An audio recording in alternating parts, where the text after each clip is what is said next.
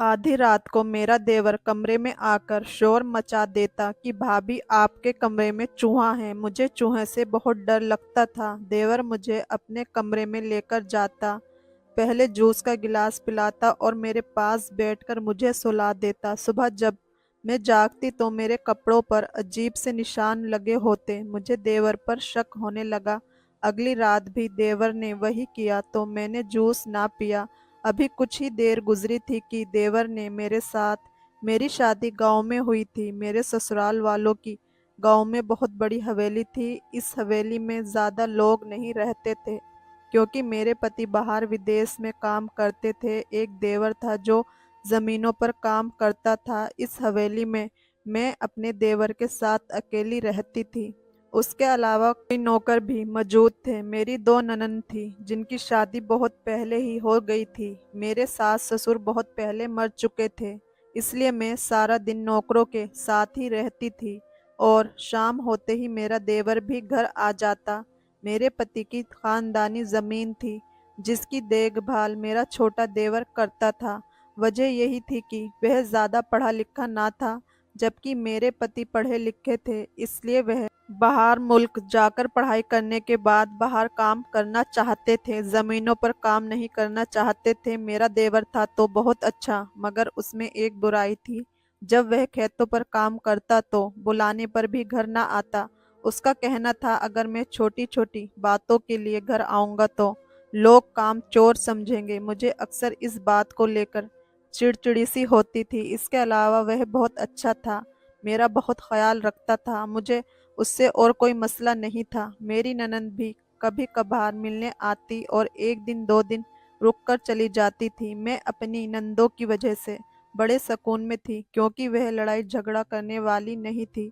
जब कभी मेरा पति छुट्टी पर आता तो वह भी भाई से मिलने के बहाने आ जाती थी। वैसे घर में बस मैं और देवर ही होते थे। मेरी शादी को कुछ महीने ही गुजरे थे। पति के जाने के बाद मेरे साथ अजीब अजीब वाक़यात होने लगे। पहले तो मुझे मेरा वहम लगा कि शायद ये मेरा वहम है, क्योंकि मेरा देवर रोज़ रात को मेरे कमरे में आकर शोर मचा देता कि भाभी आपके कमरे में चूहा आ गया है, जिसे मैंने तो कभी नहीं देखा था। लेकिन देवर के कहने पर मैं डरकर कमरे से बाहर भागती थी क्योंकि मुझे चूहों से बहुत डर लगता था। इसलिए मैं जहाँ भी चूहों को देख लेती चीखना चिल्लाना शुरू हो जाती थी। मेरे शोर मचाने पर मेरा देवर मुझे सहारा देता और अपने साथ अपने कमरे में ले जाता और फिर मुझे बेड पर बैठाकर जूस का गिलास देता, जो पीकर मुझे सुकून की नींद आ जाती और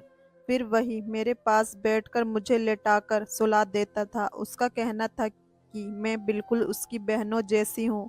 मैं भी उसकी बात को सच ही समझती थी, लेकिन हकीकत बहुत ही भयानक थी जो जल्द सामने आने वाली थी। सुबह जब मेरी आंख खुली तो मेरे कपड़ों पर अजीब से निशान नजर आते थे।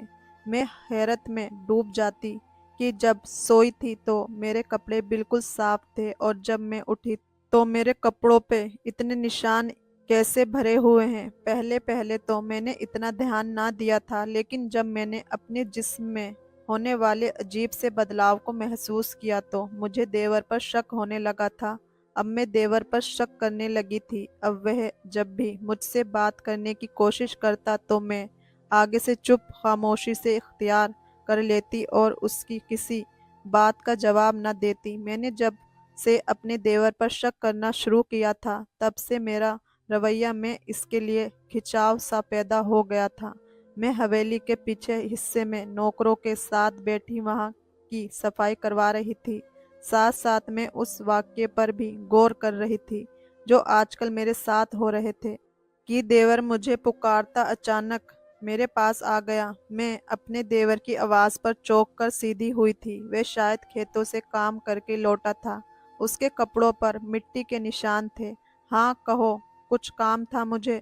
मैंने उसे अपने पास आते देखकर पूछा था।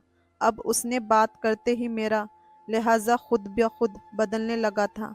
मैं अपनी तरफ से कोशिश करती थी कि मेरे दिल की अजीब कैफियत देवर पर बयान हो और वह मुझसे दूरी रख ले, लेकिन इस पर तो जैसे कोई असर ही ना होता था। देवर ने तो आते ही कहा कि मैं रोज़ घर में अकेली बोर होती हूँ, इसलिए आज वह जल्दी आ गया है ताकि कुछ अच्छा वक्त गुजार सके। लेकिन मैं अब ऐसा नहीं चाहती थी।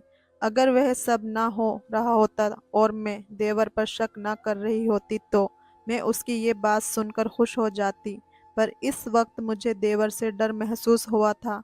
मुझे लग रहा था शायद मेरा पति मुझसे दूर है, इसलिए मेरे साथ रहते हुए देवर मुझे में दिलचस्पी ले रहा है। इसलिए मैंने उसे किचन की सफाई करवाने का बहाना करके टालना चाहा तो मैं जल्दी से उठ खड़ी हुई और किचन में आ गई थी। मैं फिर से इसी सोच में पड़ गई थी।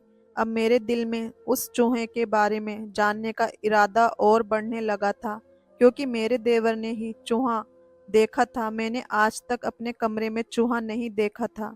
कहीं वह झूठ तो नहीं बोल रहा था, लेकिन वह ऐसा क्यों करेगा? अब मैंने दिल में ठान लिया था कि मैं इस चूहे का राज जानकर रहूंगी, क्योंकि देवर चूहे का बहाना बनाकर कहीं मुझे अपने कमरे में सुलाता तो नहीं। और सुबह वे अजीब दाग मेरे कपड़ों पर लगे होते थे। अब मैं सोच रही थी कि अपना डर खत्म करके उस चूहे को एक बार में ही मार डालूं, ताकि ये किस्सा ही खत्म हो जाए और मेरा डर भी खत्म हो जाएगा और मुझे रोज रोज देवर के कमरे में जाकर सोना भी नहीं पड़ेगा। लेकिन यह सब सोचना जितना आसान था, करना उतना ही मुश्किल था। मैं डरती हुई हाथ में डंडा लेकर अपने कमरे की तरफ बढ़ गई। अभी अपने कमरे के दरवाजे के पास भी नहीं पहुंची थी कि पीछे जाते ही मेरे देवर की आवाज़ पर मुझे रोकना पड़ा था। भाभी, ये क्या कर रही हैं आप? मेरे हाथ में डंडा देखकर मेरा देवर भागता हुआ मेरे पास आया था। मैंने उसे कहा कि देवर जी, असल में आज मैं हिम्मत करके चूहे को मारने जा रही हूँ। उससे मेरा भी डर खत्म हो जाएगा और आपको भी मेरी वजह से रोज रोज परेशानी होती है वह भी नहीं हुआ करेगी। मेरी बात सुनकर देवर का रंग उड़ गया था। मैंने उसकी आंखों में अजीब सा अंदाज महसूस किया था। नहीं भाभी, ये क्या कर रही हैं आप? शायद जानती नहीं यहाँ के चूहे किस कदर खतरनाक होते हैं। आप रहने दो, मैं देख लेता हूँ उसको। मेरे देवर ने जल्दी जल्दी मुझे देखकर मेरे हाथ से वह डंडा लेना चाहा कि मैं उसे देवर की चाल समझकर फौरन अपना हाथ पीछे कर गई थी। देवर जी, आप परेशान न हो, मैं उसे मार दूंगी। कभी ना कभी तो मुझे हिम्मत करनी ही है, तो आज क्यों नहीं? इसलिए उसे मैं खुद मार दूंगी। देवर के मना करने के बावजूद मैं उसकी एक ना सुनी और डंडा लेकर अंदर बढ़ गई और देवर वहीं से पलट गया। मैंने आगे बैठकर नीचे जाकर देखा तो सामने ही एक मोटा सा चूहा बैठा हुआ था। उसे देखकर मेरी सारी बहादुरी भाग गई थी। डर की वजह से मेरे मुंह से चीख निकल गई थी। मेरा देवर भागता हुआ कमरे में आया और मुझे अपने साथ ले गया। मैं चूहे को देखकर इस कदर डर गई थी कि अपने देवर को मना भी ना कर पाई थी। देवर मुझे अपने कमरे में ले गया और एक जूस का गिलास मेरी तरफ बढ़ा दिया, जिसे मैं खामोशी से अपने हाथ में मैंने लेकर पी लिया। और फिर रोज की तरह मेरी आंख फौरन बंद हो गई।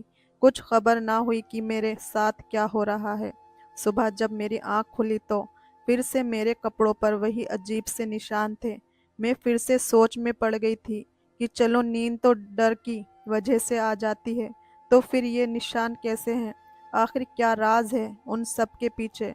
मैंने सोच लिया था अब कोई ना कोई तरकीब करके मैं उन निशानों का सच जानकर रहूंगी, क्योंकि जो वाक्य मेरे कमरे में होता था यह रात को मुझे पता चल चुका था, क्योंकि मैंने उसे अपनी आंखों से जो देखा था।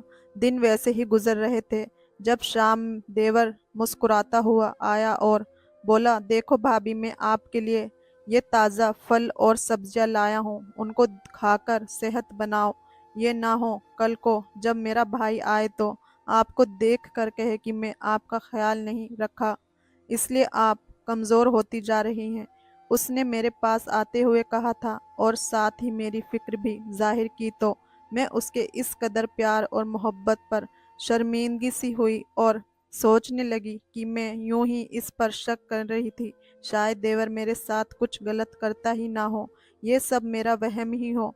मैं उसे देखकर सोच रही थी। मेरी सोच का रुख अब बदल चुका था। अब मुझे अपना देवर सही लगने लगा था। अगर वह गलत होता या उसके दिल में मेरे लिए कोई मेल होता तो वह मेरी इतनी फिक्र ना करता, बल्कि मुझसे और चिड़चिड़ा रहता, और रात में वह अजीब हरकतें सब मेरे दिमाग का फितूर था।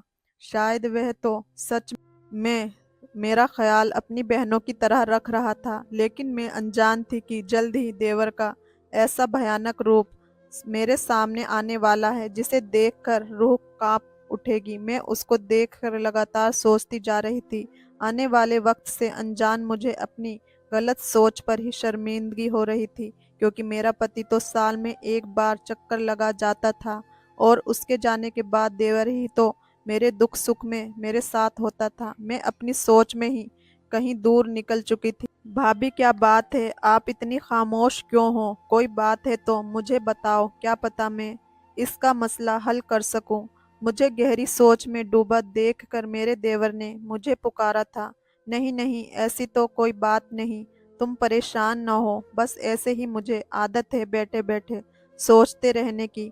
तुमने फल बाकी बहुत अच्छे ले लिए थे, शुक्रिया उनके लिए, मैंने देवर की तरफ देखकर कहा था, जिस पर वह खुश होता उठकर बाहर निकल गया।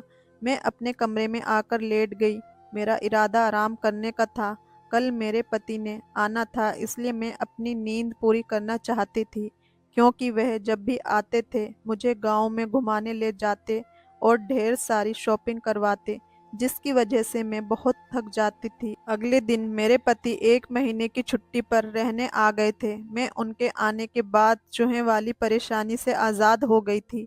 वह मेरा बहुत ज़्यादा ख्याल रखते थे, लेकिन अजीब बात यह थी कि मेरे पति के आते ही लोगों ने मेरे देवर के रिश्ते के बारे में गलत बातें करना शुरू कर दी थी, जिनको सुनकर मैं बहुत हैरान हुई थी कि जब मेरे पति यहाँ ना थे तो किसी ने भी आकर हाल तक ना पूछा था, और अब उनके आते ही सबने मुझ पर इल्ज़ाम लगाना शुरू कर दिए थे। ये सब बातें मुझे मेरे पति ने बताई थी कि गांव में मेरे और देवर के बारे में क्या बातें हो रही हैं। ये सब सुनकर मुझे बहुत दुख हो रहा था, क्योंकि मेरा ऊपर वाला जानता था मैं तो अपने देवर को अपना भाई समझती थी। पति ने मुझे समझाया भी था कि तुम क्यों परेशान होती हो, मैं जानता हूँ तुम ऐसी नहीं हो। ये गांव के लोग तो जलते हैं, असल में उन्होंने पढ़ाई हासिल नहीं की है ना, और एक लड़के और एक लड़की को अकेले साथ रहते हुए ये लोग आज भी अपनी सोच के मुताबिक ही वही सब सोचते हैं जो पहले लोग सोचते आए हैं। मेरा भाई तुम्हें बहन मानता है, जबकि तुम उसे भाई मानती हो, तो हमें लोगों की बातों से क्या लेना देना है। तुम उनकी बातों को दिल पर मत लो। दिल पर बात लेने से तुम्हारी तबीयत खराब हो जाएगी, जो कि मैं नहीं चाहता। असल में मेरा पति चाहता था कि हमारे बीच औलाद आ जाए, उससे मेरा दिल भी बहल जाया करेगा, और फिर शायद वह मुझे भी अपने साथ ले जाएंगे या खुद वापस आ जाएंगे, और उसके लिए मेरा सेहतमंद रहना ज़रूरी था। लेकिन वह नहीं जानते थे उसके पीछे क्या क्या होता रहा है, जिसे मैं चाहकर भी ना सोचना चाहूँ तो भी मेरे सोचों का रुख देवर की अजीब हरकतों पर चला जाता है। आज उनको घर आए काफ़ी दिन हो गए थे, या फिर किसी औरत ने उनसे मेरे बारे में गलत बात कर दी थी, जिसकी वजह से उनका रवैया कुछ उखड़ा सा था। मैंने उनको प्यार से बैठकर समझाया था कि आप परेशान न हो, लोग ऐसे ही कह रहे हैं। अभी कुछ दिन पहले आप मुझे समझा रहे थे, और अब आप खुद परेशान हैं। आपके जाने के बाद घर का समझदार मर्द आपका छोटा भाई ही है, तो और वह मेरा ख्याल बिल्कुल अपनी बहनों की तरह रखता है। मैंने तो पति के दिल से वहम निकालने के लिए कहा था, लेकिन यहाँ मामला ही उल्टा हो गया था। मेरे पति कहने लगे, मुझसे ज़्यादा तुम इस गांव के लोगों को नहीं जानती हो, इसलिए कुछ देर खामोशी रहो। मैं शक नहीं कर रहा, लेकिन रही बात मेरे भाई की, तो उसे मैं तुमसे ज़्यादा जानता हूँ। तुम उसकी इतनी तारीफदारी मत करो, वह इतना भी अच्छा नहीं जितना तुम उसे समझ रही हो। मेरे पति ने मुझे अपने देवर के हक में बोलते देखकर गुस्से से और आहिस्ता से कहा, तो मैंने हैरानी से अपनी पति की तरफ देखा था, क्योंकि उनको भी अपने भाई पर शक था, मगर क्यों मेरे दिमाग में ये बात घर कर गई थी। अगर मेरे पति को इस पर भरोसा नहीं था तो मुझे भी इसे सावधानी रखनी चाहिए थी। मैंने तो पति को वह चूहे वाली बात भी नहीं बताई थी, और अब उनका ऐसा रवैया देखकर अगर मैं उनको आज बता देती तो शायद गुस्से में वह मुझे तलाक दे देते। मैंने अपनी सोच को झटका था और उस वक्त खामोश रही। बहुत सोचने के बाद मैंने फैसला किया कि मैं पति को चूहे के राज के बारे में बता दूं, ताकि अगर कभी किसी के मुंह से ये बात निकली भी तो पति मुझे झूठा न समझे। मैंने रात ही उनको सब बता दिया था। उस वक्त वह खामोश रहे, लेकिन अगले दिन उनको इसी बात पर गुस्सा आ गया था। तब वह रात वाली बात को बीच में ले आए थे। जो तुम बता रही थी कि तुम्हारे कमरे में चूहा आ जाता है, तब वह तुम्हें अपने कमरे में ले जाता था और जूस देता था। क्या तुमने कभी वह चूहा अपनी आंखों से देखा था? मेरा पति गहरी सोच में डूबा मुझसे सवाल करता हुआ खिड़की के पास जाकर खड़ा हो गया था। मैं भी चलती हुई उनके पीछे जाकर खड़ी हो गई।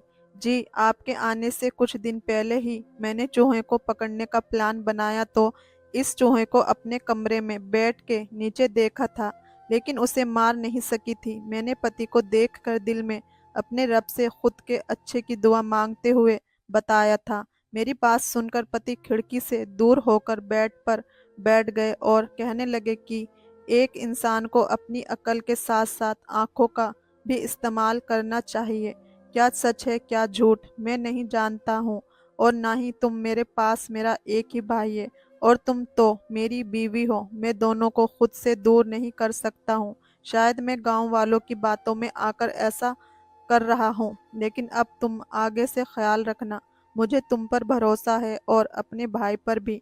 तुम खुद कोशिश करो कि चूहे का डर अपने दिमाग से निकाल दो, ताकि ये सब दोबारा होने की नौबत ना आए।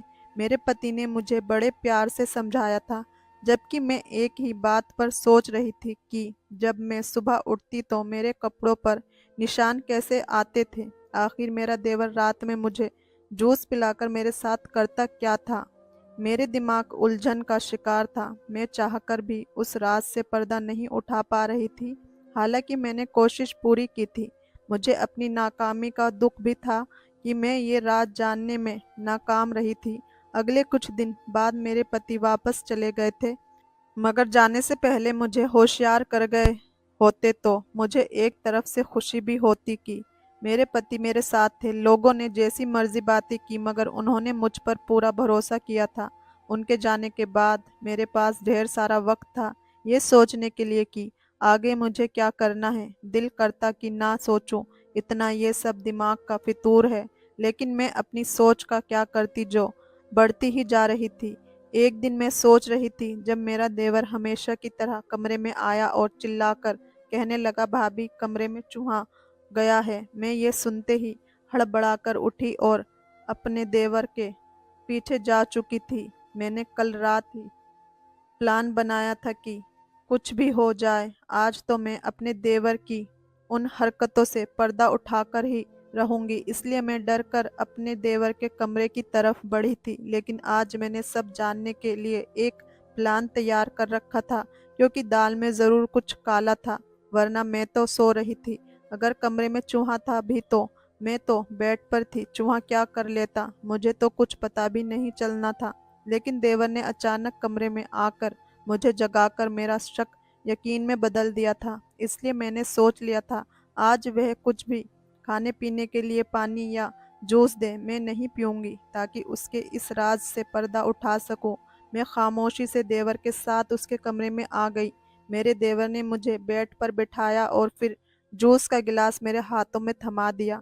मैंने उससे दिल घबराने का बहाना करते हुए ठंडा पानी लाने को कहा, और उसके जाते ही जूस पीने के बजाय मौका देखते ही वह जूस के पास रखे गुलदान में डाल दिया, और कुछ ही देर बाद नींद आने का ड्रामा करती मैं वहीं लेट गई, आंखों को बंद किए। मेरा दिल डर से कांप रहा था। मुझे लेटे अभी कुछ देर ही गुजरी थी कि मुझे दरवाज़ा खुलने की आवाज़ आई।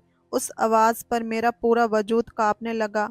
आने वाली शायद एक लड़की थी। उससे आते ही मेरे हाथों को रस्सी से मजबूती के साथ बांध दिया, और फिर कमरे में अजीब सी बू फैलाने लगी थी। मेरा देवर भी उसके साथ था। मैं बिल्कुल हल्की सी आंख खोल कर देखने की कोशिश कर रही थी।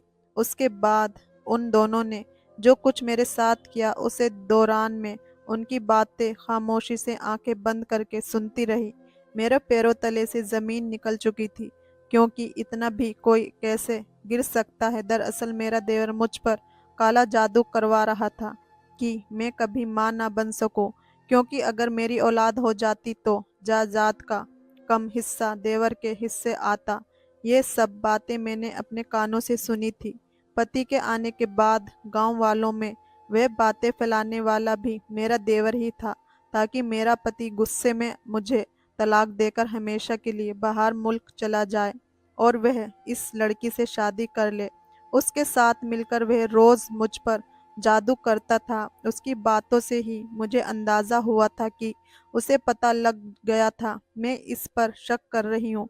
इसलिए उसने मेरे कमरे में सच का चूहा छोड़ दिया था, जिससे मैंने देवर पर शक करना छोड़ दिया था। और बदनामी के डर से यकीनन ये बात मैंने अपने पति को भी बताई थी, लेकिन मैं तो अपने पति को सब सच बता चुकी थी। मैंने उनकी बातें सुनते दिल में शुक्रिया किया था कि सही वक्त रहते ही पति को सब बता दिया था। उनकी बातें मैं खामोशी से सुनती रही। उस वक्त जल्दबाजी करके मैं सब कुछ खराब नहीं करना चाहती थी, इसलिए वह जो करना चाहते थे उनको करने दिया। ये सब काफ़ी मुश्किल था, लेकिन मुझे करना पड़ा था। बहुत मुश्किल से वह वक्त गुजरा था। वह दोनों जब कमरे से बाहर आ गए तो मैंने आंखें खोली थी। कमरे में हर तरफ अजीब सी बू थी। आंखें खोलने पर आंखों में मिर्च लग रही थी। मेरे हाथ खोल दिए गए थे। मैंने एक नज़र बाहर जाकर देखा तो कोई भी नहीं था। शायद देवर इस लड़की को घर छोड़ने गया था। मैंने जल्दी से जाकर अपना मुंह धोया और वहीं पर दोबारा लेट गई। सुबह हुई तो जल्द से कमरे में आ गई, ताकि देवर को ज़रा भी शक ना हो। मैं इस घर में नौकरों के होते हुए भी अकेली थी। वहाँ सब नौकर भी थे। अगर देवर को भनक भी पड़ जाती कि मैं उसके सच से वाकिफ हूँ तो ना जाने मेरा क्या अंजाम होता। ये सोचते रुक गई थी। मैं डर की वजह से फूट फूट कर रो रही थी। मैंने रोते हुए अपने पति को जल्द आने को कहा तो वह परेशान हो गए और अगली सुबह ही घर आ गए थे। मेरे पति के आने से मुझ में हिम्मत आ गई थी और कुछ सहारा मिल गया था। मैंने अपने पति के आते ही उनको सब सच बता दिया था कि उनका भाई क्या करता फिर रहा था सिर्फ जमीन और जायदाद पाने के लिए। वह किस हद तक गिर चुका है। मेरी सारी बातें सुनने के बाद पति खामोश रहा और अचानक उठकर बाहर चला गया। उसके बाद पता नहीं उसने क्या किया कि 2 दिन बाद ही एक रोज मैं कमरे में बैठी अपने पति की चुप्पी के बारे में सोच रही थी कि अचानक देवर की गुस्से से भरी आवाज सुनकर मैं कमरे से बाहर आ गई। तब पता चला कि मेरा पति अपने भाई को उसके हिस्से की जायदाद दे दी है और अब यह घर भी उसे रखने को कहा है, क्योंकि वह मुझे लेकर शहर शिफ्ट हो रहा है। देवर उसे प्यार से मना रहा था। जब वह ना माना तो गुस्सा करने लगा कि अपनी बीवी के पीछे लगकर अपने भाई को छोड़ रहे हो। मेरे पति ने आगे से सब्र से काम लिया और उसे कुछ ना कहा और मेरा हाथ पकड़कर मुझे अंदर ले आए और सामान पैक करने को कहा। जब मैं खामोशी की वजह पूछी तो उन्होंने कहा, मेरे साथ यहाँ से शहर शिफ्ट हो जाओ तो सब बता दूंगा। इसी वक्त हम अपना सामान लेकर शहर आ गए थे। यहाँ पति के किसी दोस्त के घर रुके थे। तब रात में पति ने बताया कि वह यहाँ घर खरीदने वाला है और इस दोस्त के साथ मिलकर बिजनेस करेगा। जब मैंने देवर के बारे में पूछा था तो उसने कहा कि उसके सामने अगर मैं तुम्हारी चूहे वाली जिक्र के बाद सारी रात उसके कमरे में गुजारने की जिक्र करता तो वह तुम पर और कीचड़ उछालता। सब लोग उसे सही और तुम्हें गलत समझते। इसलिए मैं खामोशी से तुम्हें आज वहां से यहाँ ले आया, क्योंकि दौलत की जो पट्टी मेरे भाई की आंखों पर बंधी मुझे नजर आई वह जरूर कुछ गलत कर देता। इसलिए मैंने उसके सामने कुछ जाहिर ना किया, ना ही उसे अपना सही पता बताकर आया हूँ। पति की बात बिल्कुल सही थी। उसने समझदारी से काम लिया था। काले जादू के उतार के लिए मेरे पति ने एक बाबा को दिखाया था। उन्होंने जो बताया वह बहुत मुश्किल था, पर कुछ दिन बाद मैं बिल्कुल ठीक हो चुकी थी और हमारे एक बेटा भी हो गया था। और कुछ दिन बाद हमें ये खबर सुनने को मिली कि देवर ने जिस लड़की से शादी की थी वे देवर की सारी जायदाद अपने नाम करके उसे छोड़कर किसी और के साथ भाग गई और आज वह अकेला धक्के खाता फिर रहा है। बुरे कामों का बुरा नतीजा। धन्यवाद दोस्तों, कहानी कैसी लगी कमेंट करके जरूर बताएं। वीडियो को लाइक, चैनल को सब्सक्राइब जरूर करें। धन्यवाद।